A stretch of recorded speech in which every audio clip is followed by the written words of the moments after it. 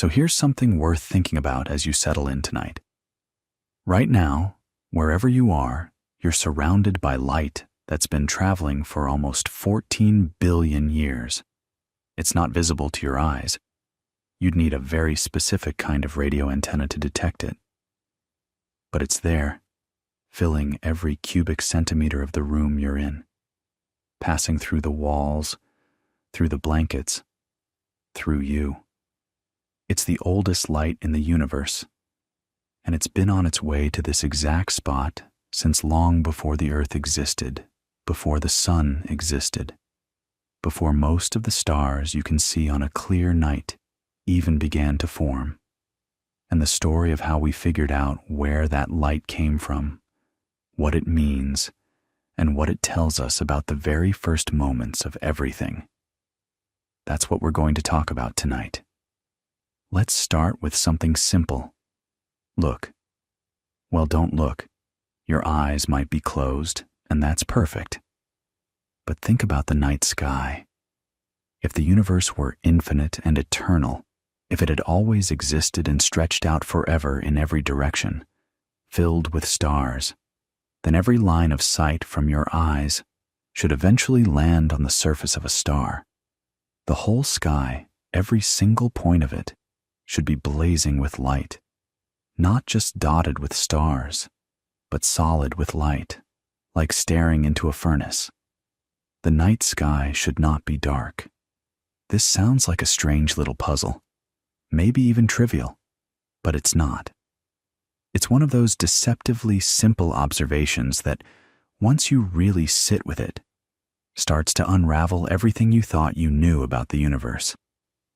It's called Olbers's paradox, named after Heinrich Wilhelm Olbers, a German astronomer who described it clearly in 1823, though he wasn't actually the first person to notice it.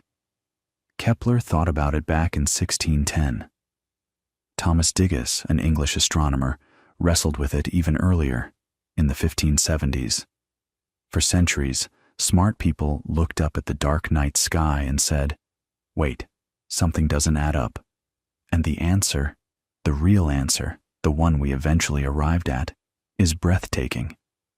The night sky is dark because the universe is not infinitely old. It had a beginning. Light from the most distant reaches hasn't had time to reach us yet. And more than that, the universe is expanding, which stretches the light from very distant objects into wavelengths our eyes can't see. The darkness of the night sky is not nothing. It's evidence. It's a clue written across the entire dome of the heavens, and it took us a remarkably long time to read it.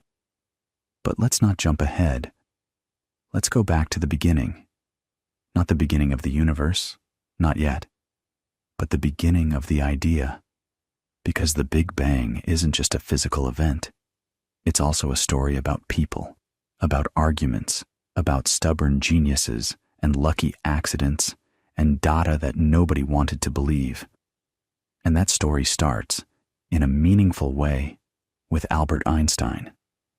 Now, Einstein in 1915 was not thinking about the origin of the universe. He was thinking about gravity. He'd been working for nearly a decade on his general theory of relativity, this extraordinary framework that reimagined gravity not as a force pulling objects together, the way Newton described it, but as the curvature of space-time itself. Massive objects like stars and planets bend the fabric of space and time around them, and other objects follow those curves. It's one of the most beautiful ideas in all of physics, and when Einstein finally wrote down the field equations, the mathematical backbone of general relativity, in November of 1915, he'd produced something that would reshape our understanding of the cosmos forever. But here's the thing. When Einstein applied his own equations to the universe as a whole, he got a result he didn't like. His equations told him the universe couldn't be static. It couldn't just sit there, unchanging, the way virtually everyone at the time assumed it did. The math said the universe had to be either expanding or contracting, and Einstein, brilliant as he was, couldn't accept that. It seemed absurd. Everyone knew the universe was eternal and unchanging. That was practically a philosophical axiom, not just a scientific assumption. So Einstein did something he would later call the biggest blunder of his career. He added a term to his equations, a fudge factor, a little mathematical constant designed specifically to hold the universe still. He called it the cosmological constant, usually written as the Greek letter lambda. It was a kind of anti-gravity pressure, pushing outward just enough to balance the inward pull of gravity and keep everything perfectly, eternally static. And for a while, that seemed to settle it. The equations worked. The universe held still on paper, and Einstein moved on to other things. But then, in 1922, a young Russian physicist and mathematician named Alexander Friedmann got hold of Einstein's equations and did something Einstein hadn't been willing to do. Friedmann just solved them honestly, without the cosmological constant, without forcing the answer to be static. And what he found was remarkable. The equations naturally described a universe that changes over time, one that could be expanding or contracting or oscillating. Friedmann worked out several different possible models, different shapes the universe's history could take depending on how much matter it contained. And in every single one of them, the universe was dynamic. It moved. It evolved. Einstein's initial reaction was dismissive. He actually published a short note claiming Friedmann had made a mathematical error. Friedmann wrote back, politely but firmly, showing his work was correct. Einstein eventually acknowledged this, quietly, without much fanfare. But he still didn't believe the result had physical significance. To Einstein, it was a mathematical curiosity, not a description of reality. Now think about that for a second.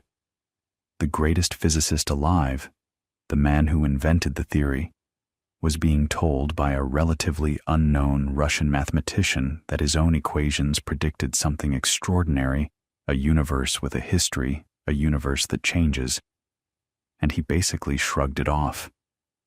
Friedmann, tragically, died of typhoid fever in 1925 at just 37 years old, never knowing how profoundly right he was.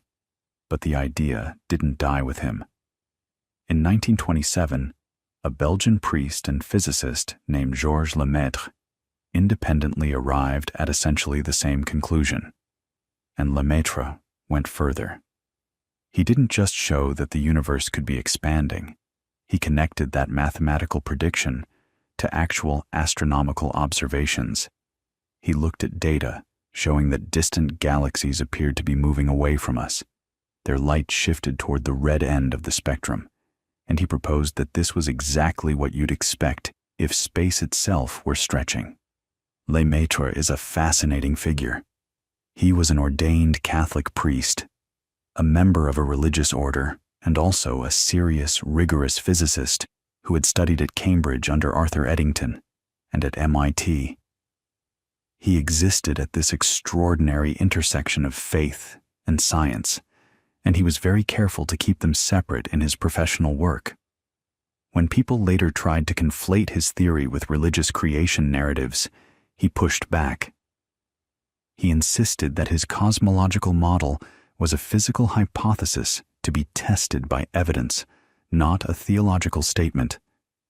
That intellectual honesty is worth admiring. In 1927, Lemaître published his paper in an obscure Belgian journal in French, which meant almost nobody in the English-speaking scientific world read it. He actually met Einstein at a conference that year and described his work.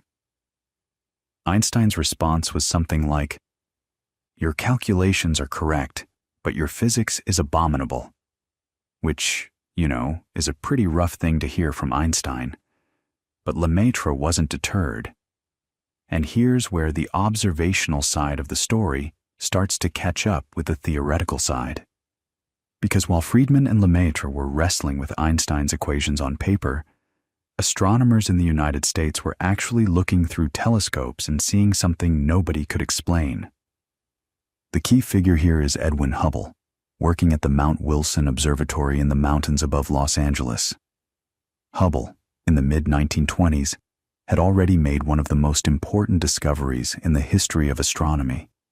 He'd proved that the fuzzy patches of light called nebulae were actually entire galaxies, vast collections of billions of stars, far outside our own Milky Way. Before Hubble, most astronomers thought the Milky Way was the entire universe.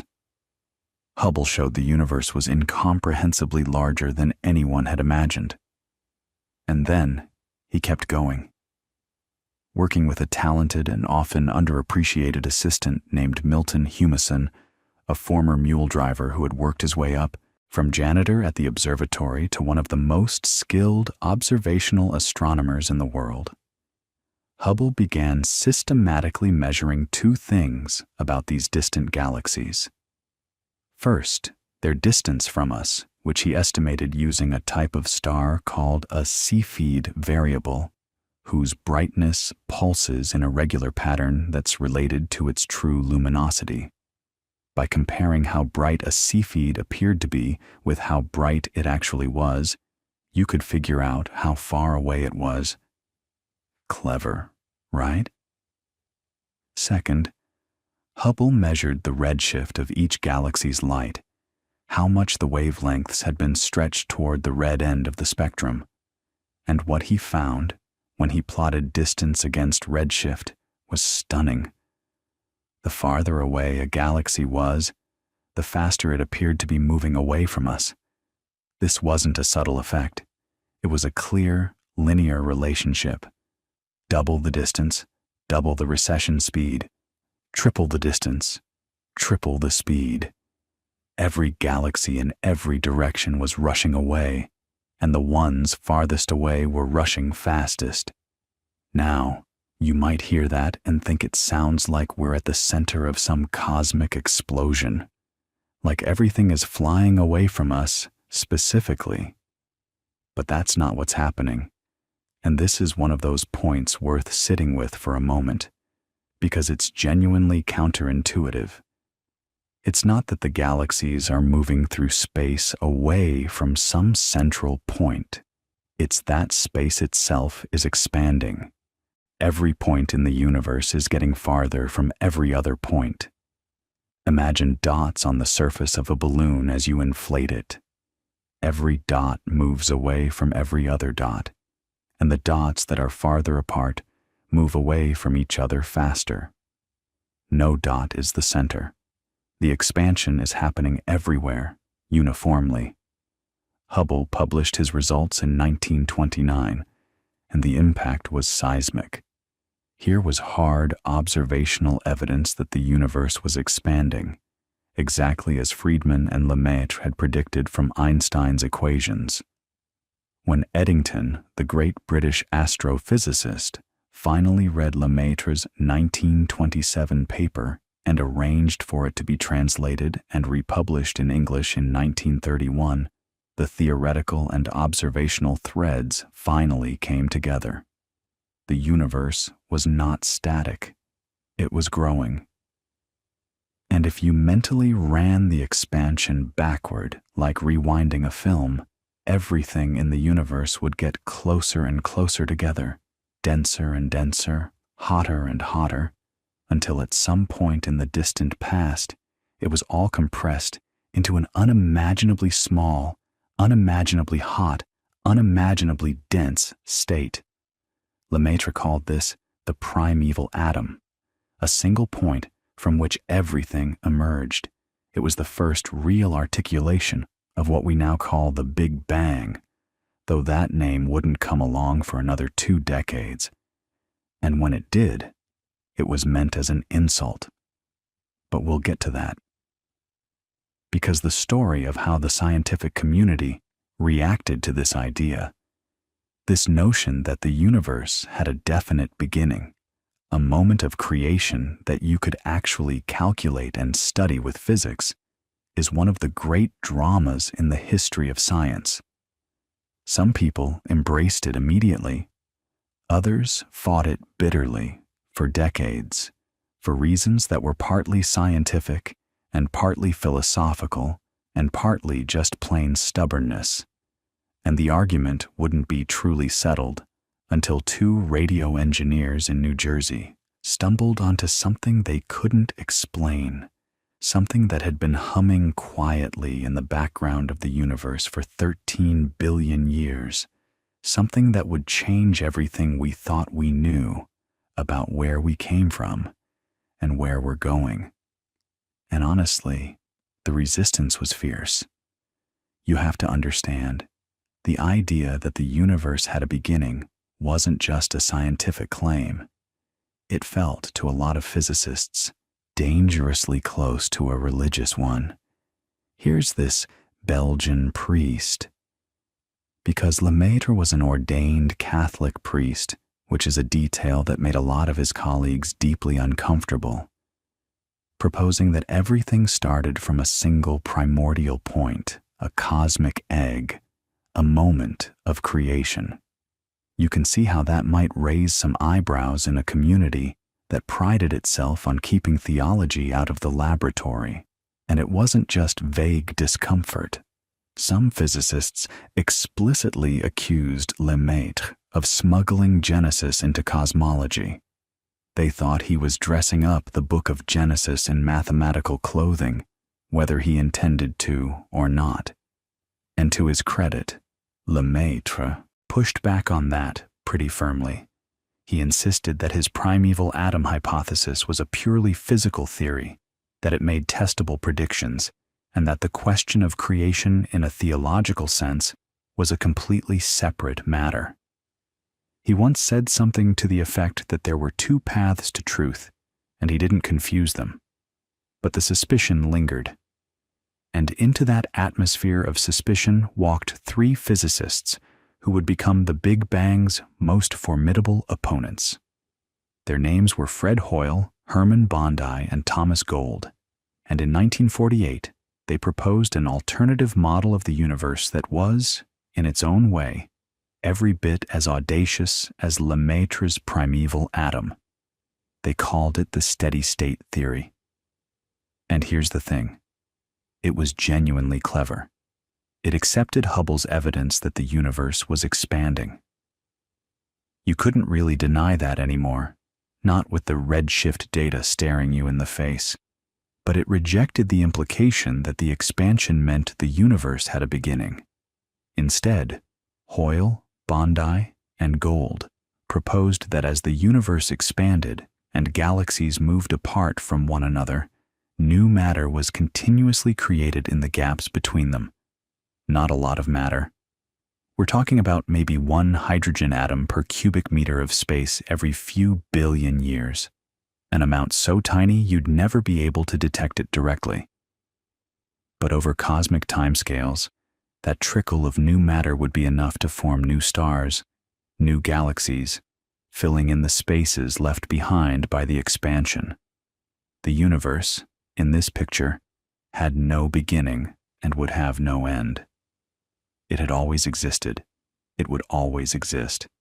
And at any given moment, on the largest scales, it would look roughly the same as it did at any other moment. Steady state, eternal, unchanging in its broad character, even as individual stars and galaxies were born and died. Now you might be thinking, wait, matter just appearing out of nothing? Isn't that a pretty wild assumption? And yes, it is. But Hoyle's argument was essentially, look, the Big Bang requires all the matter in the entire universe to appear out of nothing in one single moment. At least in my theory, it appears gradually. Which violation of common sense do you prefer? And honestly, that's not a terrible argument. Both models were asking you to accept something extraordinary. The question was, which extraordinary thing the evidence would eventually support. Fred Hoyle, by the way, is one of the most fascinating and frustrating figures in 20th century science. He was a Yorkshireman, born in 1915 in a small town called Gilstead, and he had that very particular kind of British stubbornness, brilliant, contrarian, absolutely unwilling to back down from a fight. He was, without question, a first-rate astrophysicist. His work on stellar nucleosynthesis, how elements are forged inside stars, was genuinely groundbreaking and arguably deserved a Nobel Prize, which he never received, partly because he had a talent for alienating the people who gave out Nobel Prizes. He was the kind of person who, when he was right, was spectacularly right, and when he was wrong, was spectacularly, stubbornly digging his heels wrong. And on the Big Bang, he was wrong. But he never admitted it. Not really. Not even after the evidence became overwhelming.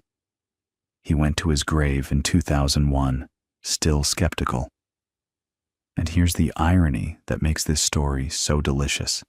Fred Hoyle is the person who gave the Big Bang its name.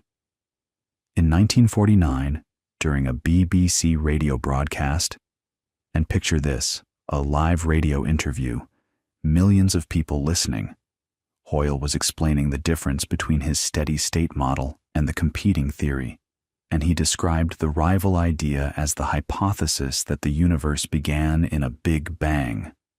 He said it dismissively, almost mockingly, this Big Bang, like it was something absurd, something you'd laugh about over a pint, and the name stuck. The theory's supporters tried for years to come up with a better name. Primeval atom never really caught on, and various alternatives were proposed. But nothing could compete with the sheer catchiness of Big Bang. So the most successful cosmological theory in history ended up being named by its greatest critic, using a term that was originally meant to make it sound ridiculous. You really can't make this stuff up. So through the late 1940s and all through the 1950s, cosmology was essentially split into two camps. The Big Bang camp, which said the universe had a definite beginning in a hot, dense state and has been expanding and cooling ever since, and the steady-state camp, which said the universe is eternal, with new matter continuously created to maintain a constant average density. Both camps had serious physicists. Both had mathematical frameworks. And for a while, the observational evidence wasn't decisive enough to settle the argument.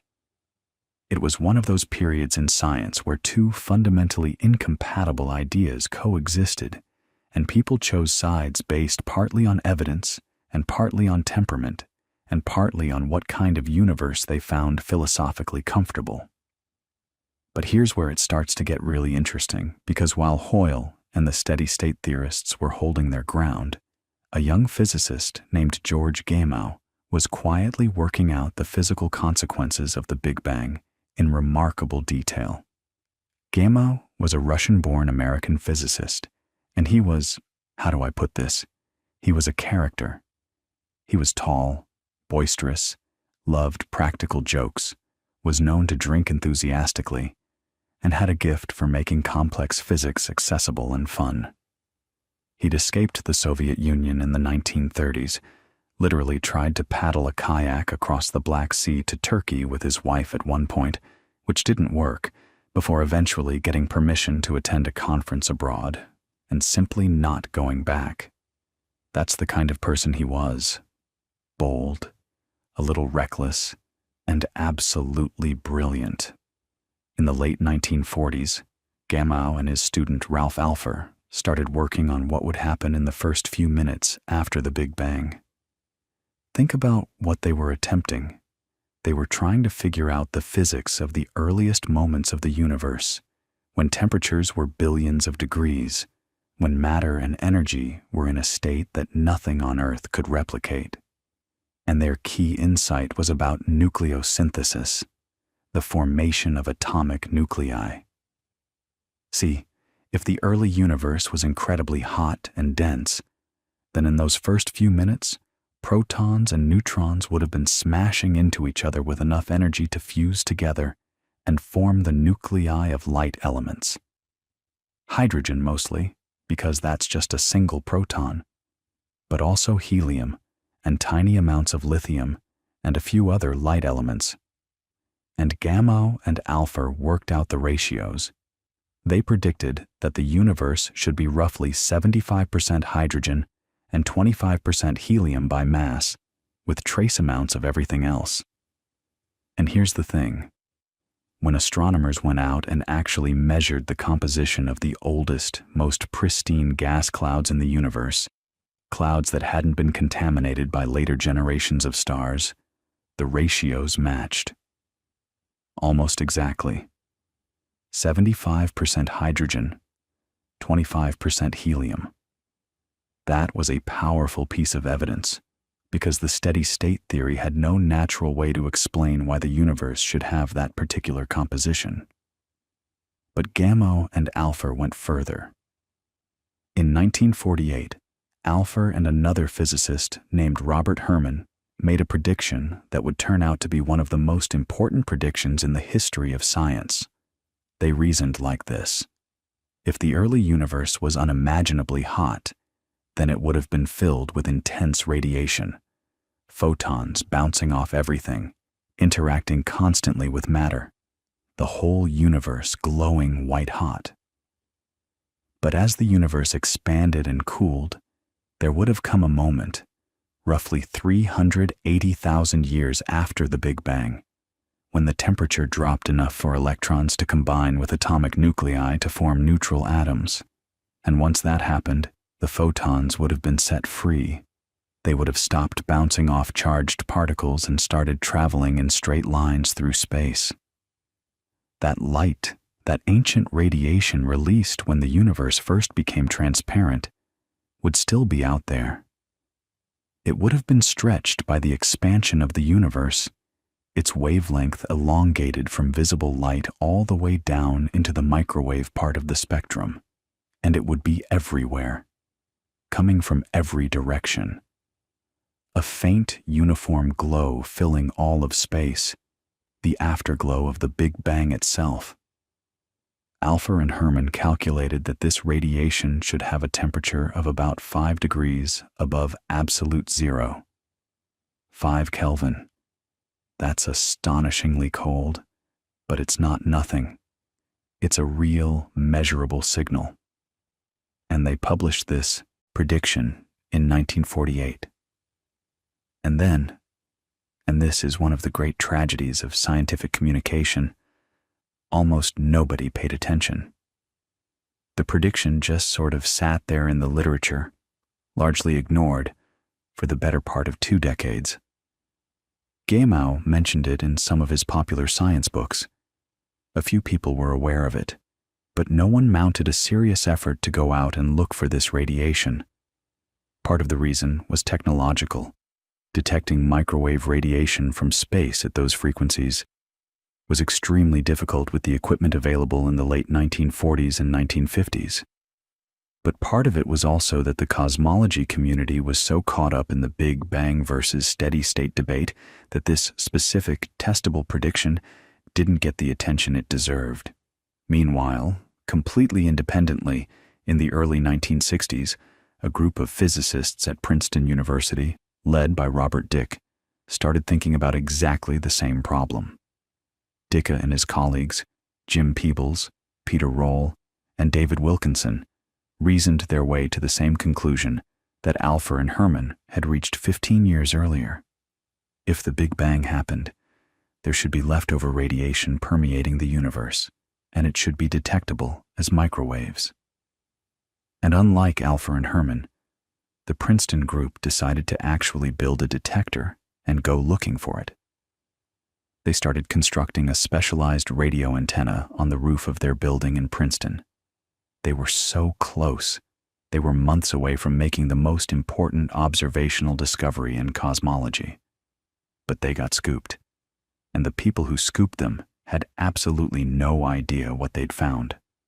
About 30 miles away, in Holmdel, New Jersey, 2 radio engineers named Arno Penzias and Robert Wilson were working at Bell Telephone Laboratories.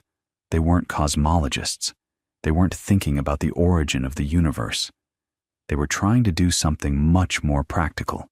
They were calibrating a large horn-shaped radio antenna that had originally been built for satellite communications, and they kept picking up a persistent background noise that they couldn't get rid of. It was a faint, steady hiss coming from every direction in the sky, day and night, summer and winter. It didn't matter where they pointed the antenna. The noise was always there, and it was driving them crazy. They were meticulous engineers, both of them, and they did not like unexplained noise. So they started systematically eliminating every possible source they could think of. They checked the electronics. They checked the connections. They rebuilt parts of the receiver. They accounted for radio noise from New York City, which was nearby. They accounted for interference from military radar. They even considered the possibility that the noise was coming from the antenna structure itself, because pigeons had been roosting inside the big horn-shaped reflector and had left behind what Penzias later diplomatically referred to as a white dielectric material, which is a very polite way of saying pigeon droppings. They actually climbed up into the horn, cleaned out all the pigeon mess, trapped the pigeons, and released them 30 miles away. The pigeons came back, by the way, because pigeons are like that. Trapped them again. And this time, well, let's just say the pigeons didn't come back. And after all of that, the noise was still there. Exactly the same. Completely unchanged. Coming from everywhere. Constant. Unwavering. Now think about what that must have felt like. You're an engineer. Your job is to solve problems, to track down sources of error, to make equipment work properly, and you've got this phantom signal that just won't go away, and you've exhausted every explanation you can think of. It wasn't the pigeons, it wasn't the city, it wasn't the electronics, it wasn't seasonal. They'd been tracking it for months, and it didn't change with the Earth's orientation. It wasn't coming from the Milky Way, because if it were, it would be stronger when you pointed toward the galactic plane and weaker when you pointed away, and this signal was perfectly uniform. Everywhere they looked, same intensity, same temperature, about 3.5 Kelvin, which is 3.5 degrees above absolute zero. A faint, cold whisper coming from the entire sky at once. Penzias and Wilson wrote it up, but they were frustrated. They didn't know what it meant. They just knew they couldn't explain it. And for a pair of careful experimentalists, that was deeply unsatisfying. And then, and this is one of those beautiful accidents that science is full of, Penzias happened to mention the problem to a friend, the astronomer Bernard Burke, during a phone call. And Burke had recently heard about a talk given by Jim Peebles from that Princeton group, in which Peebles had discussed the theoretical prediction that the Big Bang should have left behind a background of microwave radiation filling the universe. Burke told Penzias he should call the people at Princeton. So Penzias called Robert Dicke. And the story goes that Dicke was sitting in his office with Peebles, Roll, and Wilkinson, his whole team, eating lunch when the phone rang. He listened to Penzias describe the signal, the temperature, the uniformity, the fact that it came from every direction. And when Dicke hung up the phone, he turned to his colleagues and said something like, "Well, boys, we've been scooped." That's it. That's the moment. One of the most important discoveries in the history of science, and it happened because two engineers couldn't get rid of a noise they didn't understand, and a physicist 30 miles away had predicted exactly that noise, but hadn't finished building his detector yet. The universe has a sense of timing, apparently. The two groups agreed to publish simultaneously. Dicke's team would publish the theoretical paper explaining what the signal meant, that it was the cosmic microwave background radiation, the afterglow of the Big Bang, redshifted and cooled over billions of years from the searing heat of the early universe down to just a few degrees above absolute zero. And Penzias and Wilson would publish the observational paper, simply reporting what they'd measured, without making strong cosmological claims. Both papers appeared in the Astrophysical Journal in 1965, and just like that, the Big Bang went from being one of two competing theories to being the theory, the one with direct physical evidence. Here's why the cosmic microwave background was such a knockout blow to the steady-state model. In the steady-state universe, there was no beginning. Matter was continuously created to keep the density constant as the universe expanded. There was no moment of extreme heat and density, no fireball, no reason for the universe to be bathed in this uniform glow of ancient radiation. The CMB simply should not exist in a steady-state universe. And yet there it was, everywhere, inescapable. The same temperature in every direction to an extraordinary degree of precision. It was exactly what the Big Bang predicted and exactly what the steady state could not explain. Fred Hoyle, to his credit, didn't give up easily. He and some collaborators tried to come up with alternative explanations. Maybe the radiation was produced by starlight being scattered by interstellar dust or something like that. But those explanations couldn't reproduce the precise spectrum of the CMB, which turned out to match what physicists call a blackbody spectrum almost perfectly. A blackbody spectrum is a very specific pattern of radiation that you get from an object in thermal equilibrium, something that's been sitting at a uniform temperature long enough for the radiation to reach a characteristic distribution across wavelengths. And the only way to get a blackbody spectrum this perfect, filling the entire universe, is if the radiation originated from a time when the entire universe was in thermal equilibrium. Which is exactly what the Big Bang model says.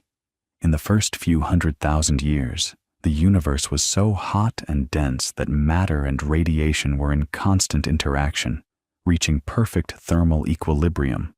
And then, as the universe expanded and cooled, the radiation was released and has been traveling freely ever since, stretching with the expansion, cooling from thousands of degrees down to about 2.7 Kelvin.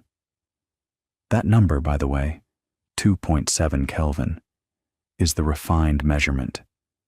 Penzias and Wilson originally measured about 3.5, which was remarkably close given the difficulty of the measurement.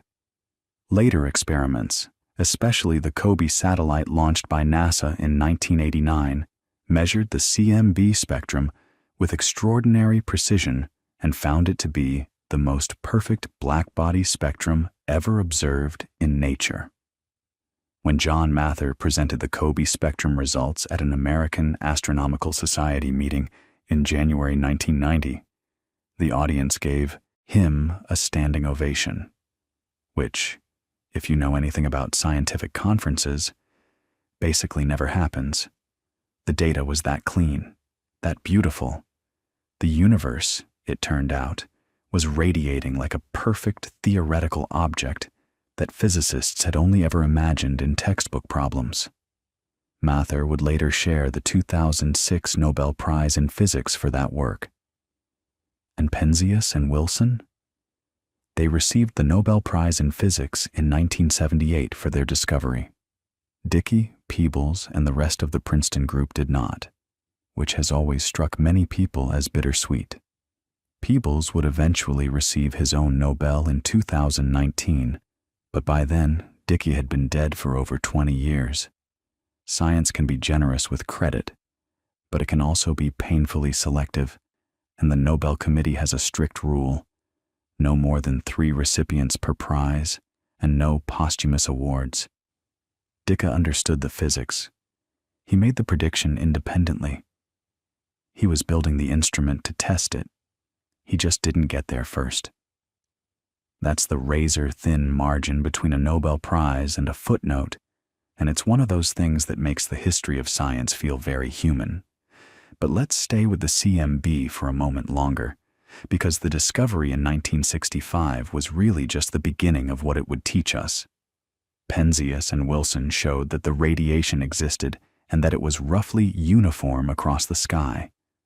But roughly uniform turned out to be one of the most important qualifications in all of cosmology.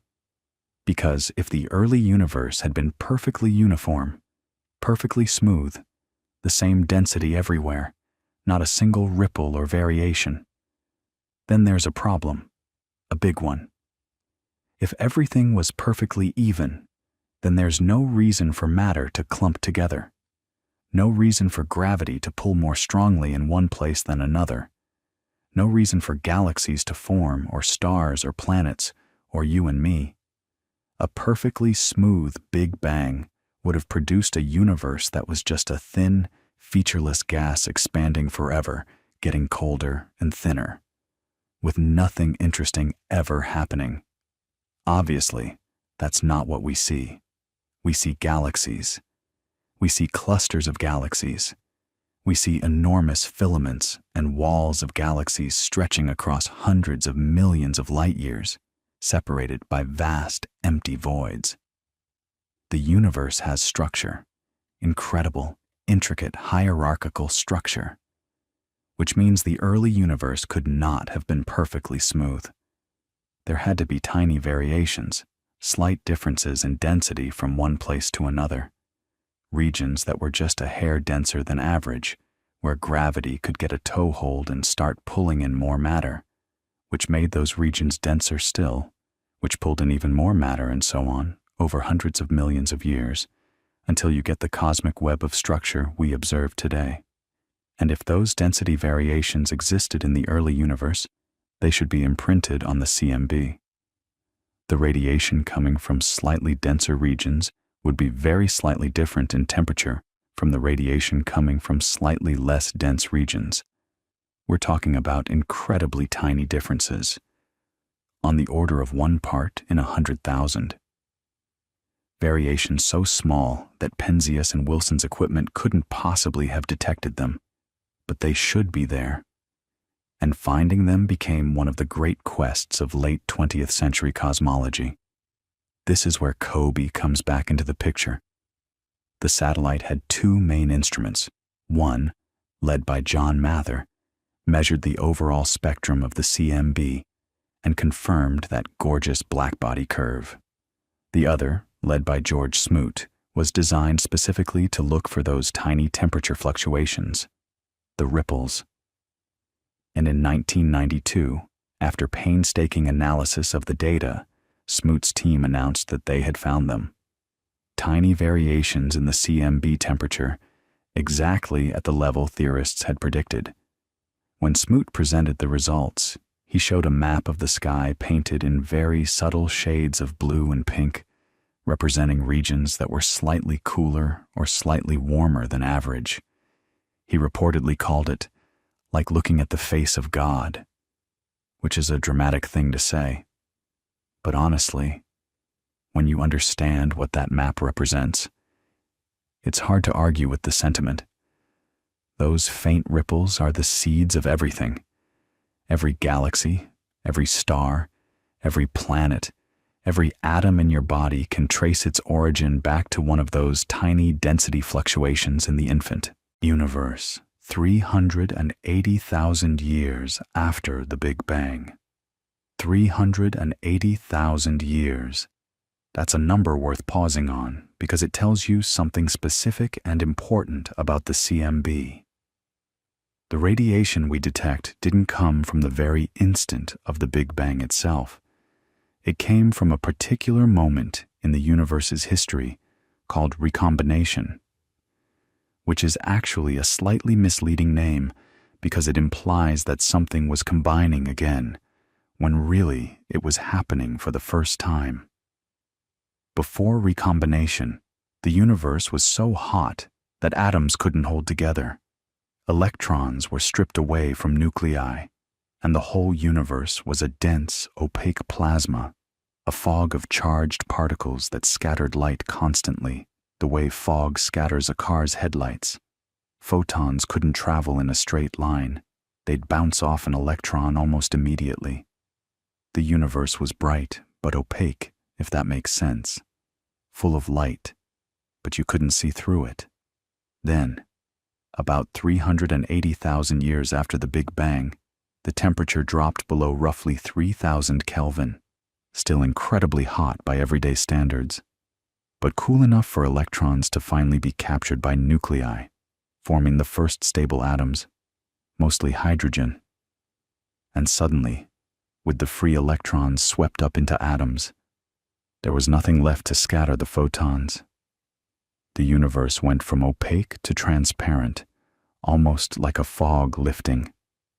The light that had been trapped, bouncing around in that plasma, was suddenly free to travel in straight lines across the universe. And it's been traveling ever since, for 13.8 billion years. Stretching with the expansion of space, cooling from 3,000 Kelvin down to 2.7 Kelvin, shifting from visible light into microwaves. That's what Penzias and Wilson detected. That's what COBE mapped. The oldest light in the universe, released at the moment the cosmos first became transparent. And COBE was just the beginning of the precision era. Because once you know those ripples are there, the obvious next question is, what exactly do they look like? How big are they? What patterns do they form? And it turns out that the specific pattern of hot and cold spots in the CMB encodes an almost absurd amount of information about the universe. Its age, its geometry, its composition, the rate of its expansion, the relative amounts of ordinary matter, and dark energy. It's all written there in the pattern of those tiny temperature fluctuations, if you can measure them precisely enough. And that's exactly what the next generation of experiments set out to do. In the late 1990s and early 2000s, a series of increasingly sophisticated instruments, balloon-borne detectors like Boomerang and Maxima, and then full-sky satellite missions, began mapping the CMB with resolution and sensitivity that would have seemed like science fiction to Penzias and Wilson. And what they found in those maps was nothing short of breathtaking. Let's talk about what they actually saw, because this is one of those moments where the universe hands you a gift, a pattern so rich, so detailed, that it's almost like reading the autobiography of the cosmos itself. So picture this. You've got your map of the CMB, this all-sky image of temperature variations, hot spots, cold spots, spread across the entire sky. And the first thing you want to do as a scientist is ask, what are the typical sizes of these spots? Are most of them big? Small? Is there a preferred size? And the way you answer that question is by doing something called a power spectrum analysis. Now that sounds technical, but the idea is actually pretty intuitive. Think of it like music. If you record a symphony and then analyze the sound, you can break it down into its component frequencies. The deep rumble of the bass, the middle tones of the strings, the high shimmer of the cymbals. Each frequency contributes a certain amount of energy to the overall sound. You can plot that, frequency on one axis, loudness on the other, and you get a spectrum that tells you the character of the music. The CMB power spectrum does exactly the same thing, except instead of sound frequencies, you're looking at angular sizes on the sky. Instead of asking, how loud is this note, you're asking, how much temperature variation is there at this particular angular scale? And when you plot it, what you get is one of the most important graphs in the history of science. It's got a series of peaks, distinct clear peaks. The first one, the tallest, sits at an angular scale of about 1 degree on the sky. That's roughly twice the apparent size of the full moon. And that first peak, here's the thing. It tells you something profound about the geometry of the universe, whether space itself is flat, curved like a sphere, or curved like a saddle? Let me explain why. Those temperature fluctuations in the CMB aren't random noise. They're the frozen imprint of sound waves, actual acoustic oscillations that were ringing through the early universe before recombination. Before those first atoms formed, at 380,000 years, the universe was a plasma, this hot, dense soup of matter and radiation all coupled together. And in that plasma, gravity and radiation pressure were fighting each other. Wherever there was a slight overdensity, a region with a little more matter than average, gravity would try to pull that matter together, compress it. But as the matter compressed, it heated up, and the radiation pressure would push back, driving the matter apart again. Then gravity would pull it back. Then radiation would push it out. Back and forth, back and forth. These were literally sound waves, pressure waves, oscillating through the plasma of the early universe. Now, here's what's really clever about this. The universe has a finite age. At the moment of recombination, 380,000 years after the Big Bang, those sound waves had been oscillating for a specific, finite amount of time, which means there's a specific, finite distance that a sound wave could have traveled. The longest possible wavelength that could have completed exactly half an oscillation, compressed once, reaching maximum density. That's the fundamental mode, the first harmonic. And when you look at the CMB, that mode shows up as the first peak in the power spectrum. The angular size of that first peak on the sky depends on the actual physical size of that sound wave at recombination, which we can calculate from physics, and how that physical size appears to us from 13.8 billion light-years away. And here's the key. How a known physical size appears at a known distance depends on the geometry of the space between you and it. If space is positively curved, like the surface of a sphere, then light rays converge, and distant objects look bigger than you'd expect. If space is negatively curved, like a saddle, light rays diverge, and distant objects look smaller. If space is flat, good old Euclidean geometry, things look exactly the size you'd predict. So you calculate what angular size that first peak should be if the universe is flat. About 1 degree. Then you go look at the data and the boomerang experiment, which flew a telescope on a balloon above Antarctica in late 1998 and early 1999, measured that first peak with enough precision to nail it. 1 degree. The universe is flat, or at least so close to flat that any curvature is negligible. The Maxima experiment, another balloon-borne detector, confirmed it independently around the same time. And just like that, a fundamental question about the shape of the cosmos, something philosophers and mathematicians had debated for centuries, was answered by a microwave detector dangling from a balloon over the South Pole. Think about what that means for a second. You're lying there, and the space around you, the space extending in every direction for billions of light years, obeys the same geometry you learned in high school. Parallel lines stay parallel. The angles of a triangle add up to 180 degrees. The universe, at the largest scales we can measure, is flat. That's a result that demands an explanation, and we'll come back to it, because the flatness problem is one of the reasons physicists became convinced that something dramatic happened in the very first fraction of a second after the Big Bang. But let's not jump ahead just yet. Because the power spectrum has more than one peak, and each peak tells you something different. The second peak, and the third peak, and the peaks beyond, They correspond to shorter wavelength sound waves, higher harmonics, like the overtones of a musical instrument, and the relative heights of these peaks encode the composition of the universe.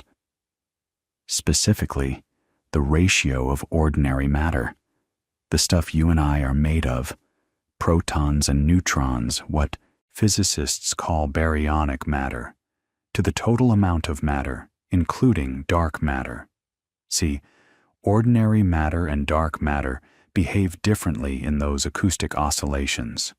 Ordinary matter interacts with radiation. It feels the pressure of the photons. Dark matter doesn't. Dark matter only feels gravity. So it compresses under gravity, but doesn't bounce back the same way. The interplay between these two components shapes the relative heights of the odd and even peaks in the power spectrum. By measuring those peak heights precisely, you can figure out how much of the universe is ordinary matter and how much is dark matter. And the answer is striking. Ordinary matter, atoms, molecules, everything on the periodic table, makes up only about 5% of the total energy content of the universe. Dark matter accounts for about 27%, and the remaining 68%, that's dark energy. We'll get to dark energy, because that story is wild on its own. But the point is, all of this information was sitting there in the CMB, encoded in the pattern of temperature fluctuations, waiting for instruments sensitive enough to read it. And after Boomerang and Maxima proved what balloon experiments could do, the real game changer arrived in orbit. The Wilkinson Microwave Anisotropy Probe, WMAP, launched on June 30, 2001, from Cape Canaveral. It was named after David Wilkinson, a Princeton physicist who had been part of Dickey's original group back in 1965, the one that was building the antenna to look for the CMB when Penzias and Wilson scooped them. Wilkinson had spent his entire career studying the CMB, and he died in September 2002, just over a year after the satellite that would bear his name reached its observing position at the second Lagrange point, about 1.5 million kilometers from Earth, on the side away from the Sun.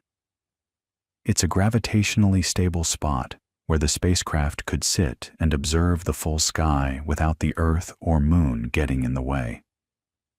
WMAP observed the microwave sky for 9 years, and its data releases reshaped cosmology. The first results came in February 2003, and they were stunning. The power spectrum was measured with such precision that the positions and heights of the first 3 acoustic peaks were nailed down to a few % accuracy.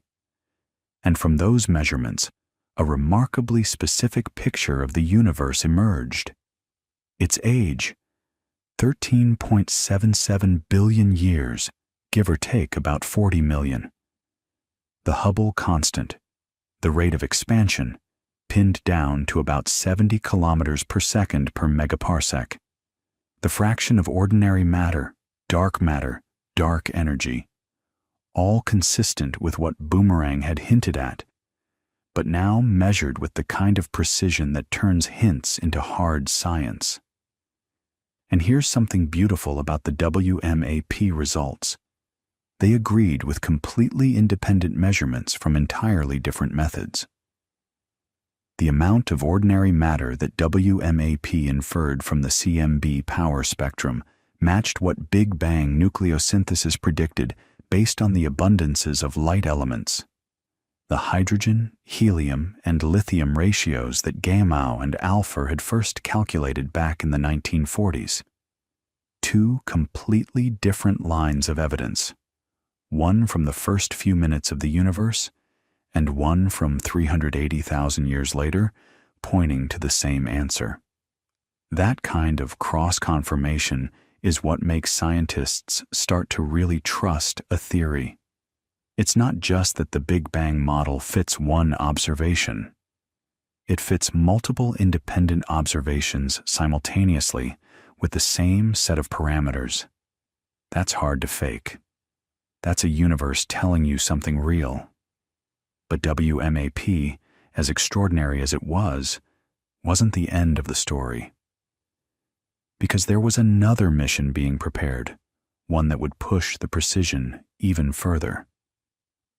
The European Space Agency's Planck satellite, launched in May 2009, carried instruments cooled to 1/10 of a degree above absolute zero, colder than anything in nature, colder than the CMB itself. Planck could measure temperature differences in the CMB down to a few millionths of a degree. Its angular resolution was 3 times better than WMAP's. And when Planck's results started coming out in 2013, they refined the cosmological parameters to a level of precision that would have been unthinkable a generation earlier. The age of the universe, 13.799 billion years, plus or minus 21 million. The proportions of matter and energy confirmed and sharpened. The power spectrum measured out to incredibly high harmonics, with 7 acoustic peaks clearly resolved. And Planck did something else. It confirmed, with exquisite precision, that the initial fluctuations, the seeds of all structure, had a spectrum that was very nearly, but not quite, scale invariant, meaning the fluctuations had almost the same amplitude at every size, but with a very slight tilt, slightly more power on large scales than small scales. And that slight tilt? That's a prediction of inflation. Which brings us to one of the most audacious ideas in all of physics, a theory about what happened in the first tiny, unimaginably tiny sliver of time after the Big Bang, before nucleosynthesis, before the plasma, before even the forces of nature had settled into their current forms. A theory that was dreamed up not to explain observations, but to solve a set of deeply troubling puzzles about why the universe looks the way it does. And the person who first put the idea together was a young particle physicist at Stanford named Alan Guth, sitting in his office late one night in December 1979, working through a calculation that would change everything he understood about the early universe. Guth wasn't a cosmologist. That's important. He was a particle physicist, interested in grand unified theories, the attempt to show that the electromagnetic force, the weak nuclear force, and the strong nuclear force are all really different faces of the same underlying force, separated only by the energy conditions of the universe. He'd been working on a problem involving magnetic monopoles, hypothetical particles that carry a single magnetic charge, north without south, or south without north. Grand unified theories predicted that the early universe should have produced enormous numbers of these monopoles, and yet nobody had ever found one. Not a single one. The universe seemed to be completely devoid of them.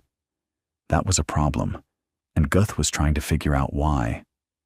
But as he worked through the physics that night, something much bigger clicked. He realized that if the very early universe had gone through a brief period of extraordinarily rapid expansion, not the gradual stretching that Hubble had observed, but an almost instantaneous ballooning, doubling in size again and again and again in a fraction of a second, then the monopoles would have been diluted to nothing, spread so thin across such an enormous volume of space that you'd never expect to find even one in our observable universe. That was exciting. But then, Guth realized something even more exciting. This rapid expansion, which he called inflation, didn't just solve the monopole problem. It solved 2 other deep puzzles that had been nagging cosmologists for decades. The first was the horizon problem. Think about this carefully, because it's one of those things that seems obvious once you hear it, but is genuinely profound. The cosmic microwave background, as we've talked about, is extraordinarily uniform, the same temperature in every direction to 1 part in 100,000. But here's the trouble. When you look at the CMB in one direction, you're seeing light that has traveled for 13.8 billion years from a point in space. When you look in the opposite direction, you're seeing light from a point 13.8 billion years away in the other direction. Those 2 points are separated by nearly 28 billion light years. And at the time the CMB was emitted, 380,000 years after the Big Bang, those 2 regions of space were far too distant from each other for any signal, any light, any heat, any information of any kind to have traveled between them. They were beyond each other's horizons. They had never been in contact. So how could they possibly be at exactly the same temperature? It's like finding 2 people on opposite sides of the planet who have never communicated, have never met, have no common acquaintance, and yet they're wearing identical outfits down to the buttons. That demands an explanation. The second puzzle was the flatness problem, which we touched on when we talked about boomerang. The universe is flat, or very nearly flat. Its geometry is Euclidean. Parallel lines stay parallel. The angles of a triangle add up to 180 degrees. Now, in general relativity, the geometry of space is determined by the density of matter and energy. There's a critical density that gives you a flat universe. Too much density and space curves in on itself, a closed universe, like the surface of a sphere. Too little, and it curves the other way, an open universe, like a saddle. The thing is, flatness is unstable. It's like balancing a pencil on its tip. If the density was even slightly off from the critical value in the early universe, even by 1 part in a trillion, the universe would have either collapsed back on itself long ago or expanded so fast that no galaxies, no stars, no planets could ever have formed. For the universe to be as flat as we observe it today, 13.8 billion years later, it had to start out flat to an almost absurd degree of precision. Why? What set the initial conditions so perfectly? Inflation answered both questions in one stroke. Here's how. Imagine you have a small patch of the early universe, a region small enough that everything within it has had time to reach thermal equilibrium. Same temperature, same density, everything smoothed out by the normal processes of heat exchange. Now inflate that tiny uniform patch by a factor of something like 10 to the 26th power, that's a 1 followed by 26 zeros, in a time span of roughly 10 to the minus 32 seconds. That's a billionth of a billionth of a billionth of a billionth of a second. What happens? That tiny smooth patch gets stretched to become everything we can see. The entire observable universe was once contained within a region small enough for thermal equilibrium. That's why the CMB is uniform. Those 2 points on opposite sides of the sky were once neighbors. They were in contact. They had time to reach the same temperature. Then inflation pulled them apart so violently that by the time we see them, they look like they could never have communicated. But they did. Before inflation. And flatness? Think about standing on the surface of a balloon. If the balloon is small, you can see the curvature. But inflate that balloon to the size of the Earth, and the patch you're standing on looks perfectly flat. Inflation took whatever curvature the universe had and stretched it so dramatically that any curvature became undetectable. The universe doesn't have to start out flat. It just has to inflate enough, and flatness is the inevitable result. Guth wrote in his notebook that night, and this is a real detail, the notebook still exists. He wrote the words, "spectacular realization," and drew a double box around them. He knew he was onto something big. He published his paper in 1981, and it hit the physics community like a thunderclap. But there was a problem with Guth's original version of inflation, and he knew it. In his model, inflation was driven by a quantum field, what's now called the inflaton field, sitting in a false vacuum state, a kind of temporary, unstable energy configuration.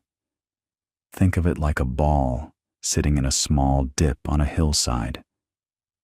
It's not at the bottom of the hill, but it's stuck in this little dip.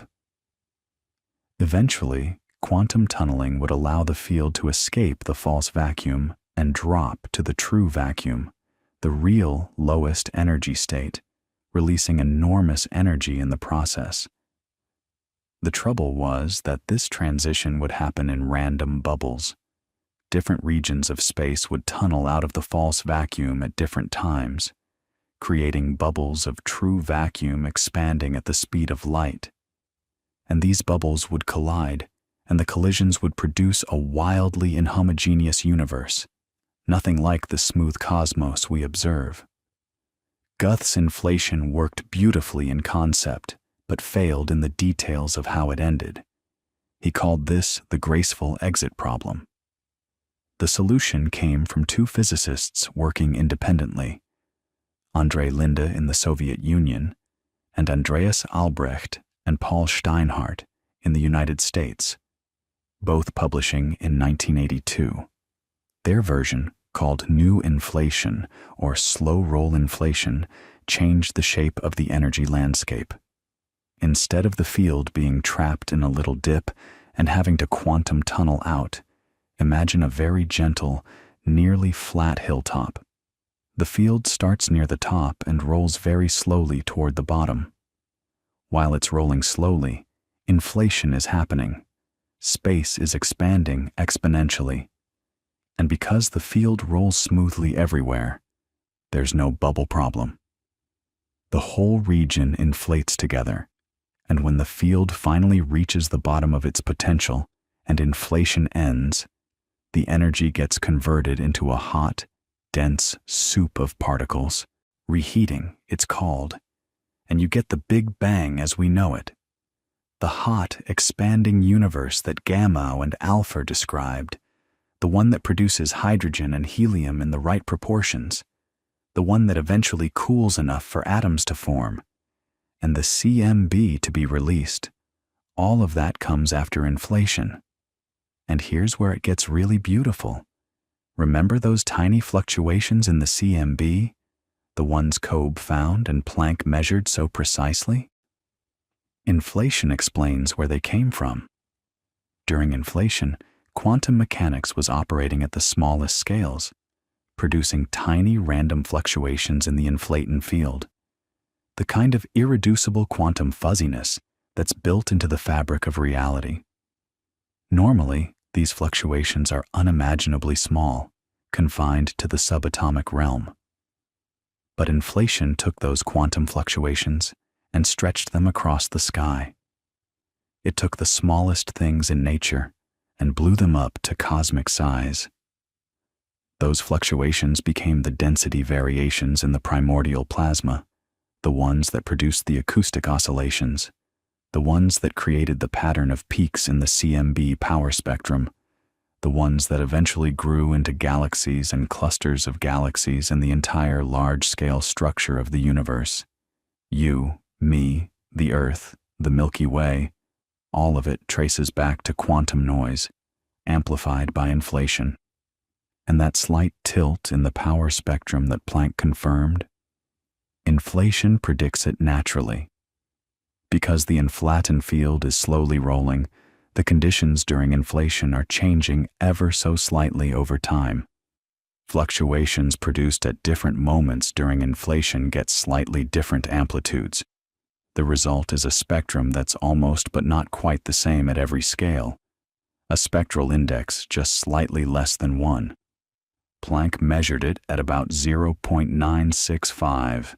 That matches the predictions of the simplest slow-roll inflation models remarkably well. Now, I should be honest with you. Inflation is a framework, not a single precise theory.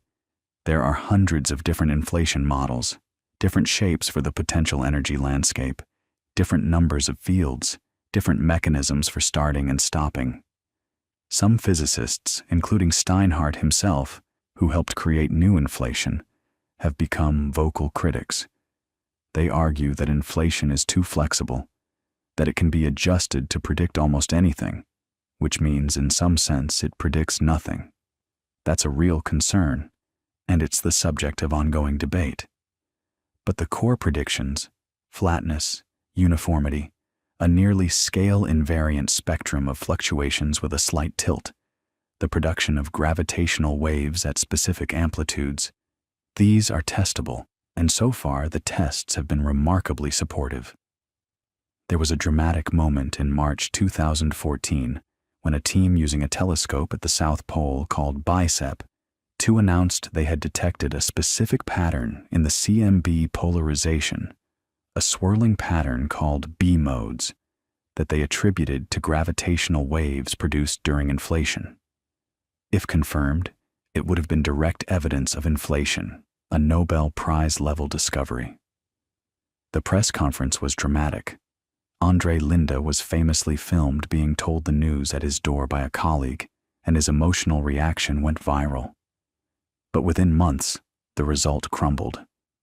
It turned out that the signal was contaminated by dust in our own galaxy, tiny grains of interstellar dust that emit polarized light in a pattern that mimicked the inflationary signal. When Planck's dust maps were combined with BICEP-2's data, the signal disappeared. It was a painful reminder that the universe doesn't give up its secrets easily, and that even the most sophisticated instruments can be fooled by foregrounds. But the search continues. Newer experiments, BICEP-3, the Simons Observatory, and the planned CMBS-4 project, are pushing sensitivity to gravitational wave signatures deeper and deeper. If inflationary gravitational waves are there, at any level above a certain threshold, these experiments will find them. And if they don't find them, that itself tells us something profound about the energy scale of inflation, or perhaps that we need a different explanation entirely. So let's step back for a moment and appreciate where we are in the story. We started with Einstein's equations, with a universe that refused to sit still. We watched Hubble measure the expansion, Lemaître imagine the primeval atom, Gamow and Alpha predict the leftover radiation, Penzias and Wilson accidentally find it. We listened to the acoustic oscillations frozen into the CMB, decoded the geometry and composition of the cosmos from the pattern of peaks, and traced the origin of all structure back to quantum fluctuations amplified by a split second of exponential expansion. Each layer of the story builds on the last, each discovery opening a door to a deeper question. And now, we're approaching the parts of the story where the questions get truly strange, where we start asking not just what happened in the first fraction of a second, but what happened at the very beginning, at time zero itself, and whether that question even makes sense. Because the Big Bang, as it turns out, might not be the beginning at all. Not in the way you'd naturally think of a beginning anyway. When most of us picture the Big Bang, we imagine something like an explosion, a point in empty space that suddenly detonates, flinging matter outward in every direction, like the grandest firework ever lit. And that image is so intuitive, so satisfying, that it's incredibly hard to let go of. But it's wrong in almost every way that matters. There's no point in space where it happened, because space itself was part of what was expanding. There's no outside for it to expand into. And there's no moment before it, because, and this is the truly disorienting part, Time itself may have come into existence along with everything else. Let's sit with that for a second, because it's one of those ideas that sounds like it should be simple but keeps unfolding the more you think about it. In general relativity, space and time aren't a stage on which events happen. They're part of the show. They're woven together into space-time, and space-time is shaped by the matter and energy within it. So when you rewind the expansion of the universe, you're not just compressing matter into a smaller space. You're compressing space itself, and time is tangled up in that compression. Run the equations backward, and everything converges. Density climbs toward infinity. Temperature climbs toward infinity. The curvature of spacetime becomes infinite. Mathematicians have a word for that. They call it a singularity. And at a singularity, the equations break. That's not a dramatic metaphor. The equations literally stop working. They produce infinities, which in physics is almost always a sign that your theory has reached the edge of its validity, that you're asking it questions it wasn't built to answer. General relativity is a spectacular theory. It's been tested and confirmed in so many ways that it's one of the most successful frameworks in all of science. But at the singularity, it raises its hands and says, I can't help you here. I don't know what happens at infinite density and infinite curvature. You need something else. And here's the thing. We don't have that something else yet. Not fully. The theory we'd need would be a quantum theory of gravity, a framework that combines the principles of quantum mechanics, which govern the very small, with general relativity, which governs the very large and the very massive. We have pieces of such a theory. String theory is one candidate. Loop quantum gravity is another. There are other approaches: causal set theory, asymptotic safety, various others that researchers around the world are working on. But none of them is complete. None of them has been tested experimentally in the way that general relativity and quantum mechanics have been tested individually. So when we ask, what happened at time zero? What the singularity actually is, whether there was truly a first moment, we're asking questions that sit right at the frontier of human knowledge, right at the place where our best theories break down and our next theory hasn't been born yet. But that doesn't mean we can't say anything. We can say quite a lot, actually, about what happened very, very close to the beginning. We just have to be honest about where our confidence fades. So let's talk about the timeline. And I mean the really early timeline, not the first few 100,000 years, which we've already explored through the CMB, but the first few minutes, the first few seconds, the first tiny fractions of a second. Because each era in that early universe has its own physics, its own character, and its own story. Start with something we've touched on before: nucleosynthesis, the era that George Gamow and Ralph Alpher worked out back in the 1940s. This happens roughly between 1 second and about 20 minutes after the Big Bang. At 1 second old, the universe is about 10 billion degrees, still unimaginably hot, but cool enough that protons and neutrons can start sticking together. And over the next few minutes, nuclear reactions forge the lightest elements: hydrogen, helium, and tiny amounts of lithium and deuterium. By about 20 minutes in, the universe has cooled enough that nuclear fusion stops. And that's it. That's the entire window. Everything heavier than lithium, every atom of carbon, oxygen, iron, gold, everything that makes up you and the earth and the air you're breathing, all of that gets made later, billions of years later, inside stars and supernovae. But the hydrogen and helium? That's primordial. That was cooked in the first 20 minutes of cosmic history. And here's what's remarkable. The predicted abundances, about 75% hydrogen, about 25% helium by mass, trace amounts of deuterium and lithium, match what we actually observe in the oldest, most pristine gas clouds in the universe. That agreement is one of the great triumphs of Big Bang cosmology. It's an independent confirmation, completely separate from the CMB, that the universe really was once that hot and that dense. Gamow's basic idea was right. Now go earlier. Before nucleosynthesis, before the 1-second mark, you're in a universe so hot that protons and neutrons themselves can't hold together as stable nuclei. The thermal energy is too high. Everything is a seething plasma of free protons, neutrons, electrons, positrons, neutrinos, and photons, all slamming into each other at tremendous energies. And there's an important transition happening in this era: the decoupling of neutrinos. Around 1 second after the Big Bang, the universe cools enough that neutrinos, those ghostly particles that barely interact with anything, essentially stop interacting with the rest of the matter. They decouple. They fly free.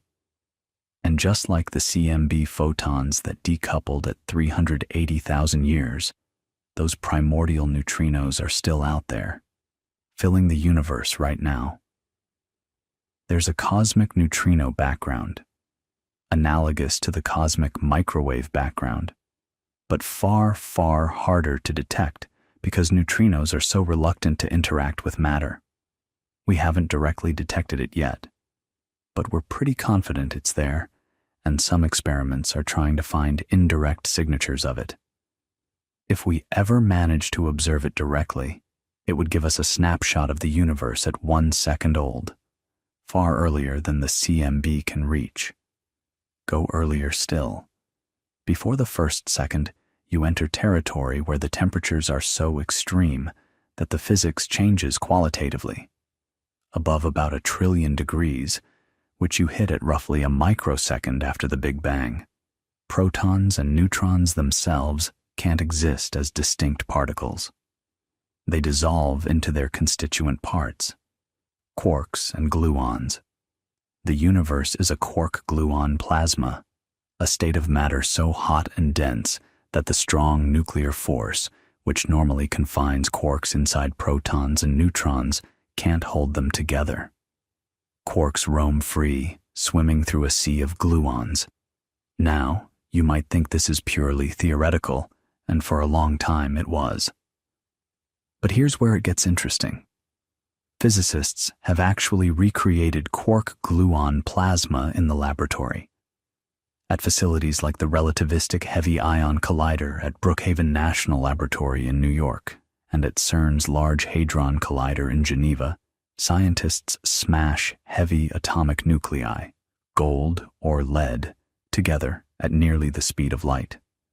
For the briefest instant, the collision creates a tiny fireball hot and dense enough to melt protons and neutrons back into their fundamental quarks and gluons. And the properties of that fireball, its temperature, its behavior, the way particles stream out of it, match what our theories predict for the universe at a few microseconds old. It's an extraordinary thing. We're recreating, in a laboratory on Long Island or beneath the Swiss-French border, conditions that last existed naturally when the entire observable universe was smaller than our solar system. As the universe cooled below that 1 trillion degree threshold, the quarks condensed. They paired up and tripled up, bound together by the strong force, forming the protons and neutrons we know today. Physicists call this transition quark confinement, and it happened everywhere, all at once, across the entire universe, in a cosmic phase transition, not unlike water freezing into ice, except unimaginably more violent and fundamental. Go even earlier, and you reach the electroweak era. Above about 10,000 trillion degrees, roughly 1 trillionth of a second after the Big Bang, 2 of the 4 fundamental forces of nature, electromagnetism and the weak nuclear force, are unified into a single force, the electroweak force. They behave as one. It's only when the universe cools below this threshold that they split apart, becoming the two distinct forces we observe today. And this splitting is intimately connected to the Higgs field, the field associated with the Higgs boson that was finally discovered at CERN in 2012. Before the electroweak transition, the Higgs field hasn't yet settled into its current state, and particles like the W and Z bosons, which carry the weak force, are massless, just like the photon. After the transition, the Higgs field permeates all of space, and those particles acquire mass. The universe changes character fundamentally. Think about what that means. The very properties of matter, which particles have mass, how forces behave, what kinds of interactions are possible, these aren't eternal, fixed features of reality. They emerged. They crystallized out of a hotter, more symmetric state as the universe cooled. The laws of physics as we experience them are, in a sense, low-temperature phenomena. At higher energies, at earlier times, things were different. Simpler, in some ways. More unified. And this is one of the deep themes of the story, that as you go further back in time, the forces of nature converge. Electromagnetism and the weak force merge at high enough energy. Many physicists believe that if you go even higher, the strong force joins them too, in what's called a grand unified theory, or GUT. That unification would have occurred at roughly 10 to the minus 36 seconds after the Big Bang, an almost inconceivably tiny sliver of time. This is the energy scale where inflation is thought to have occurred, where that exponential expansion we talked about would have taken place. And some versions of grand unification predict specific consequences, like the creation of magnetic monopoles, which is exactly the problem that got Alan Guth thinking about inflation in the first place. Beyond grand unification, at even higher energies, gravity itself might merge with the other three forces into a single, all-encompassing framework. That's the dream of a theory of everything. And that unification, if it happens, would occur at what's called the Planck scale, a temperature of about 10 to the 32 degrees, a time of about 10 to the minus 43 seconds after the Big Bang, the Planck time. Below that threshold, our understanding of space, time, and physics as we know them simply cannot be trusted. Quantum effects dominate gravity. Space-time itself may become foamy, uncertain, perhaps even meaningless in the classical sense. So here's the honest picture. We have solid, observationally confirmed understanding of the universe from about 1 second onward. Nucleosynthesis gives us that. We have strong theoretical understanding, supported by laboratory experiments back to a microsecond or so, the quark-gluon plasma era. We have well-motivated theoretical frameworks for the electroweak era at a trillionth of a second, bolstered by the discovery of the Higgs boson. We have plausible but untested ideas about grand unification and inflation at 10 to the minus 36 seconds. And before the Planck time, at 10 to the minus 43 seconds, we have essentially nothing reliable. Just speculation, mathematical frameworks that might be right, and a profound humility about how much we don't know. And yet, and this is what I find so beautiful about this whole story, even with all that uncertainty at the very beginning, the picture hangs together with astonishing coherence. The predictions of nucleosynthesis match observations. The CMB is exactly the thermal relic we'd expect. The acoustic oscillations encode geometry and composition with exquisite precision. The slight tilt in the power spectrum matches what inflation predicts. Layer after layer of evidence from completely independent observations, all pointing to the same basic narrative. The universe was once unimaginably hot and dense. It expanded and cooled, and as it cooled, structure emerged. Forces separated, particles formed, atoms assembled, and eventually, over billions of years, gravity pulled matter together into stars and galaxies and planets, and, on at least one of those planets, beings who could look back and figure all of this out. But there's a piece of the puzzle we haven't really reckoned with yet, and it's the biggest, strangest piece of all. We've mentioned it in passing, that 68% of the universe's energy budget that shows up in the CMB data, the component that isn't matter, isn't radiation, isn't anything we can see or touch. Dark energy. And to understand dark energy and what it means for the fate of the universe, we need to go back to 1998, to two teams of astronomers who set out to measure something they thought would be straightforward: how quickly the expansion of the universe was slowing down, and instead discovered something that nobody expected. Something that, honestly, still nobody fully understands, and that might be the deepest mystery in all of physics. Here's the setup. By the mid-1990s, cosmologists had a pretty clear question they wanted to answer. We knew the universe was expanding. Hubble had established that back in 1929, and decades of observations had confirmed it beyond any doubt. We knew from general relativity that gravity should be pulling everything back together, gradually slowing that expansion down, the way a ball thrown upward slows as Earth's gravity tugs on it. The big question was, how much is it slowing? And the answer to that question would tell you the ultimate fate of the universe. If there's enough matter to eventually halt and reverse the expansion, the universe ends in a big crunch, everything collapsing back together. If there's not quite enough, the expansion slows but never stops, and the universe just keeps coasting outward forever, getting colder and emptier. Either way, the expansion should be decelerating. That was the assumption. That was what everyone expected to find. So two rival teams set out to measure that deceleration. One was the Supernova Cosmology Project, led by Saul Perlmutter at Lawrence Berkeley National Laboratory.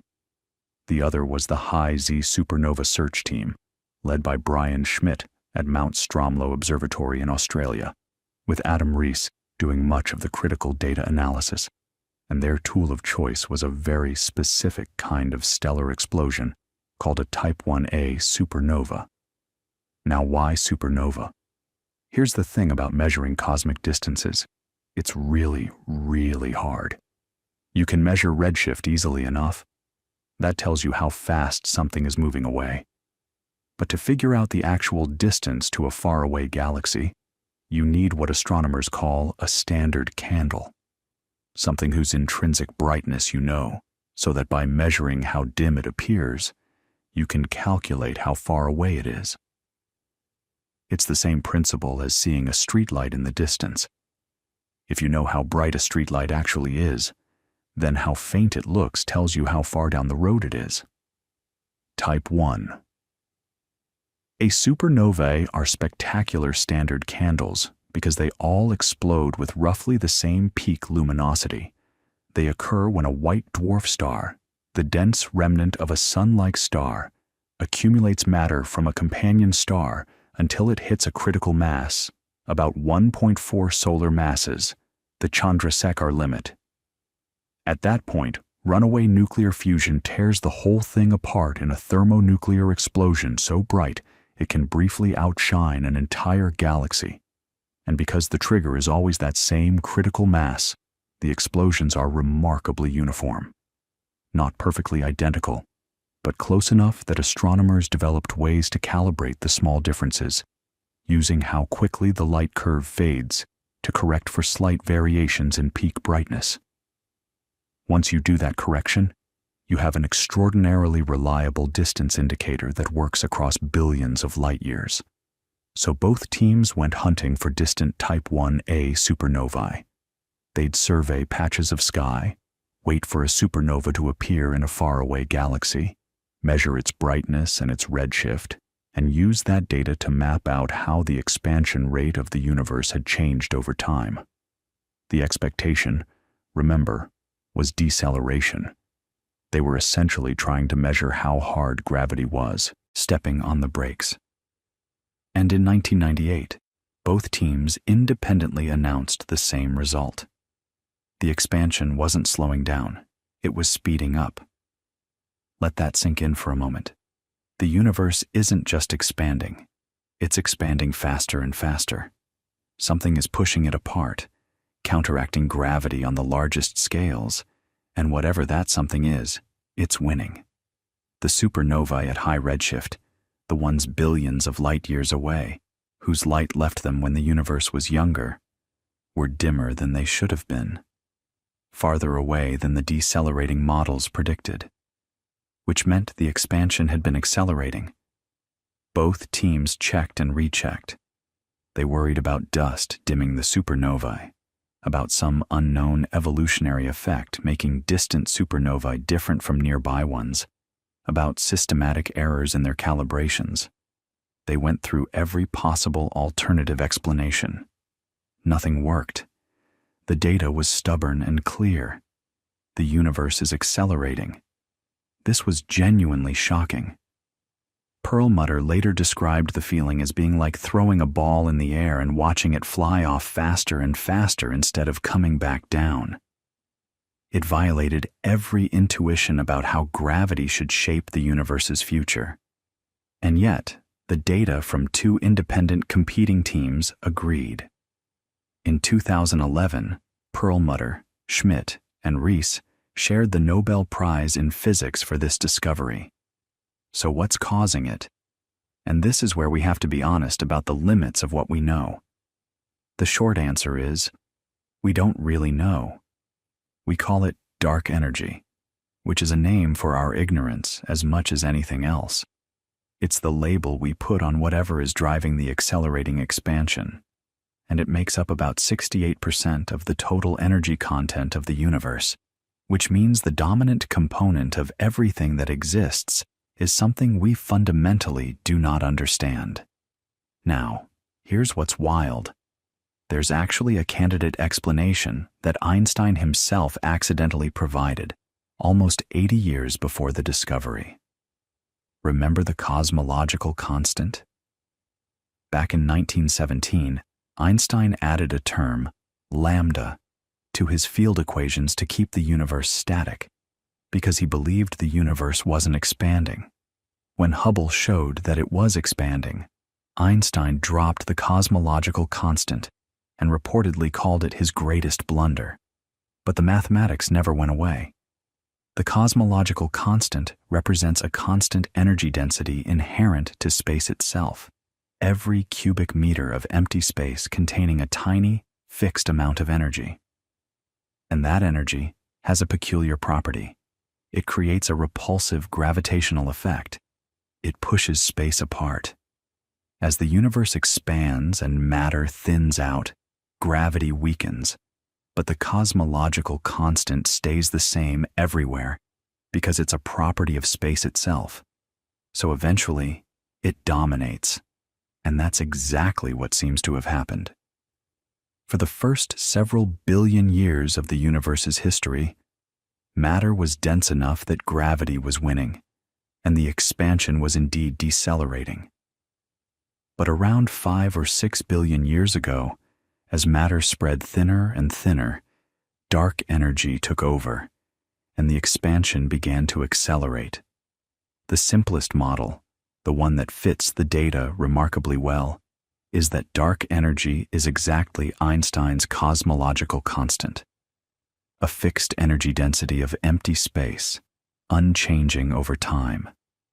The CMB data from Planck is consistent with this. The supernova data is consistent with this. The large-scale distribution of galaxies is consistent with this.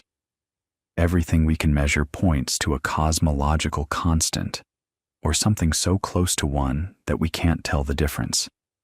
But here's the problem, and it's a deep one.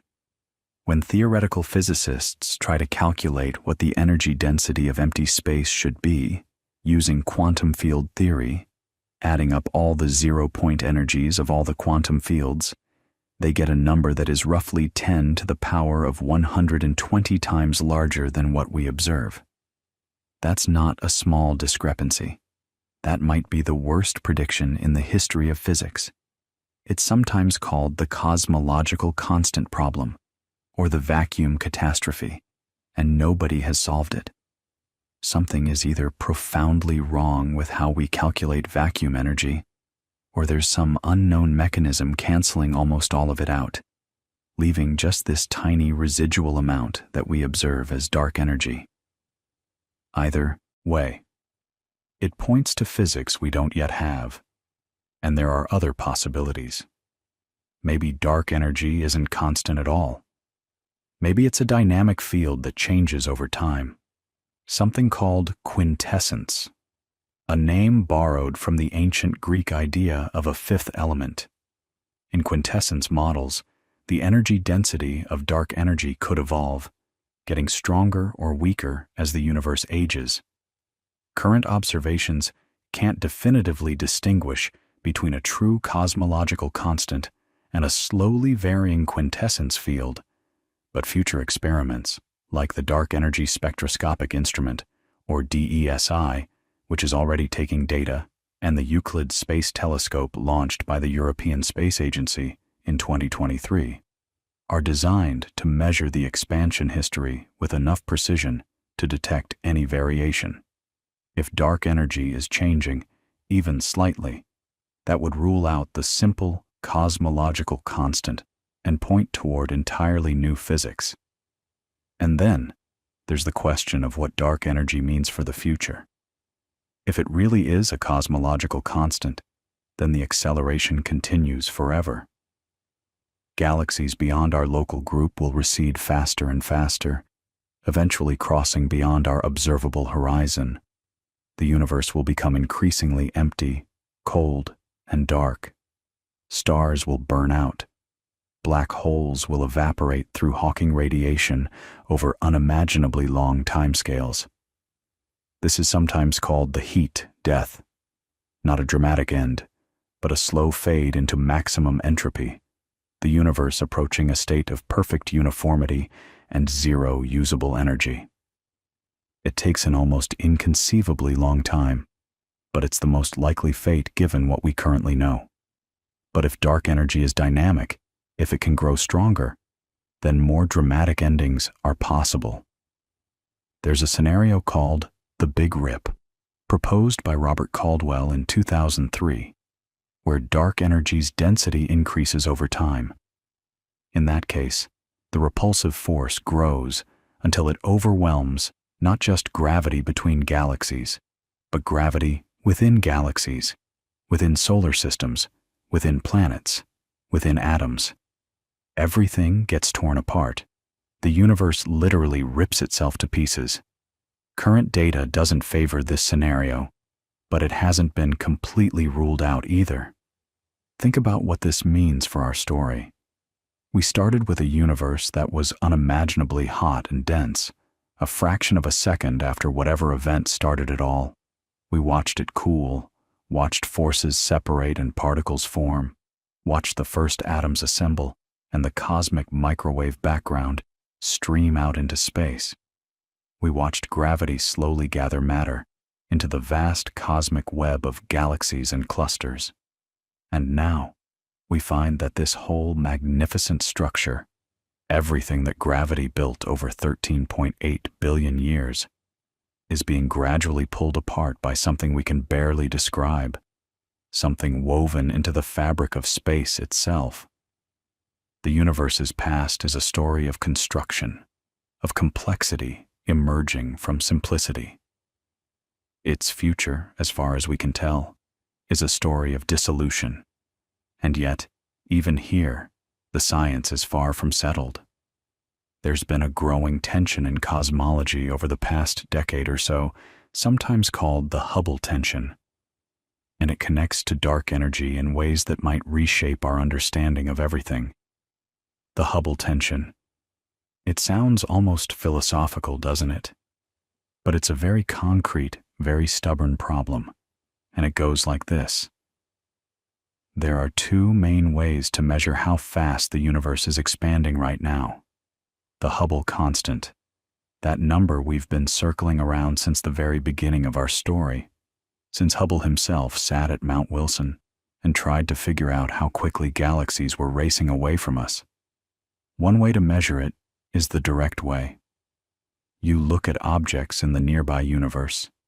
You measure their distances using a chain of techniques: Cepheid variables, type 1, a supernovae, the cosmic distance ladder, and you measure their redshifts, and you calculate the expansion rate.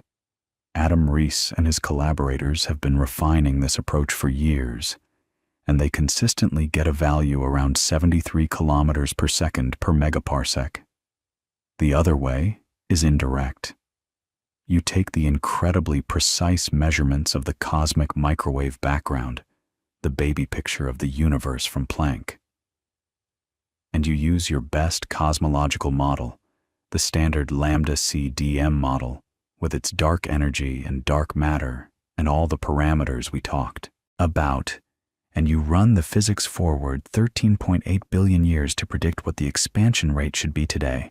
And when you do that, you get a value around 67.4, 73 versus 67.4. That might not sound like a huge difference, but both measurements have gotten so precise that their error bars no longer overlap. The discrepancy is statistically significant. It's been hovering around 4 to 5 sigma, which in physics means there's less than about a 1 in 10,000 chance it's just a fluke.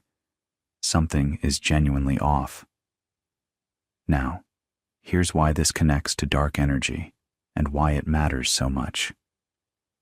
The indirect measurement assumes we understand the contents of the universe and how they've behaved over its entire history.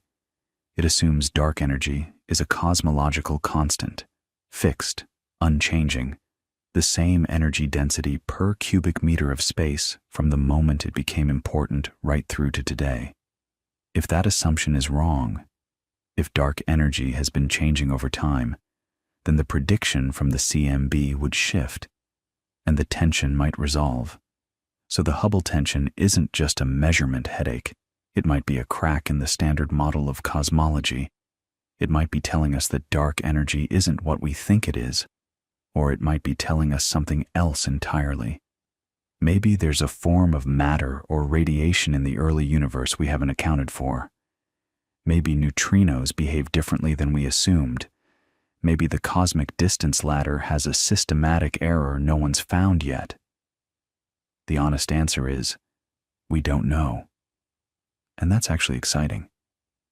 Those DESI results I mentioned earlier, the Dark Energy Spectroscopic Instrument, they released their first major analysis in 2024, and there were hints, tantalizing hints, that dark energy might indeed be evolving over time. Not a cosmological constant after all, but something whose equation of state changes. The statistical significance wasn't overwhelming, not yet, but it was enough to make cosmologists sit up a little straighter. Euclid, the European Space Agency's mission launched in 2023, is mapping the geometry of the universe with extraordinary precision, looking at how the distribution of galaxies has changed over the last 10 billion years. Between DESI and Euclid and the Vera Rubin Observatory coming online in Chile, the next decade is going to be extraordinary for this question. We might finally figure out whether dark energy is truly constant or whether it's been shifting all along. And if it's shifting, well, that changes everything about the future of the universe. It changes the timeline. It changes whether we end up in a slow heat death or something more dramatic. It might even connect to the deepest questions in physics: why the cosmological constant has the value it does, why it's not the absurdly enormous number that quantum field theory predicts, why it seems almost fine-tuned to allow a universe where galaxies and stars and planets can exist at all. Let's sit with that for a moment. The fine-tuning question. Because it's one of those things that keeps cosmologists awake at night. Well, it might keep you awake too, but hopefully not tonight. Here's the issue. When you look at the fundamental constants of nature, the strength of gravity, the masses of particles, the cosmological constant, many of them seem to be set at values that are remarkably hospitable to the existence of complex structures. If the cosmological constant were much larger than it is, dark energy would have torn the universe apart before galaxies ever formed. If it were negative and large, the universe would have recollapsed. The window of values that allows a universe anything like ours is extraordinarily narrow, and nobody knows why our universe landed in that window. There are a few responses to this. One is the anthropic principle, which basically says, well, of course we observe a universe compatible with our existence, because we couldn't exist in a universe that wasn't. It sounds almost tautological, but it gains teeth if you combine it with the idea of a multiverse. The notion that our observable universe is just one bubble in an enormous landscape of universes, each with different physical constants. In that picture, most universes are sterile, empty, collapsed, or ripped apart, and we simply find ourselves in one of the rare ones where things worked out. Inflation actually provides a mechanism for this. If the inflaton field can settle into different energy states in different regions, you get eternal inflation, an endlessly self-reproducing foam of pocket universes, each potentially with different physics. It's a real theoretical framework, championed by people like Andrei Linde and Alexander Vilenkin. But it's also deeply controversial, because it's not clear how you'd ever test it. If other universes are causally disconnected from ours, if no signal can ever pass between them, then the multiverse might be a perfectly valid idea that's permanently beyond the reach of experiment. And that makes some physicists very uncomfortable, because the whole power of science lies in testability. Others take a different approach. They hope that a deeper theory, a true theory of quantum gravity, the thing we don't have yet, will eventually explain why the constants take the values they do. Maybe what looks like fine-tuning is actually the only mathematically consistent solution. Maybe when we finally understand the Planck scale, when we figure out what happened in that first sliver of time that our current physics can't touch, the constants will fall out naturally, inevitably. That's a beautiful hope. But it's a hope, not a result. So where does all of this leave us? Think about the arc of the story we've traveled tonight. We started with Einstein, sitting in his study, wrestling with equations that told him the universe couldn't stand still. We watched Friedman and Lemaître take those equations seriously, proposing an expanding universe born from a primeval atom, and we watched the establishment push back. We followed Hubble to his telescope, where the redshifts of distant galaxies confirmed what the math had predicted. We sat through the long, sometimes bitter debate between the Big Bang and steady-state camps, and we watched the argument get settled not by rhetoric, but by a persistent hiss of microwave static in a horn antenna in New Jersey. We traced the cosmic microwave background from Penzias and Wilson's accidental discovery through Cobb's breathtaking map of tiny temperature ripples, through Boomerang's revelation that the universe is flat, through WMAP and Planck's increasingly exquisite portraits of the infant cosmos. We talked about what happened in the first few minutes, the nuclear furnace of Big Bang nucleosynthesis, forging hydrogen and helium in almost exactly the proportions we observe today. We went deeper into the first seconds, where neutrinos decoupled and electron-positron pairs annihilated, into the first microseconds, where quarks and gluons swam in a plasma so hot that protons and neutrons couldn't exist. We pushed to the limits of known physics, to the electroweak era and the GUT scale and the Planck time, where our theories dissolve into uncertainty and the very concepts of space and time may lose their meaning.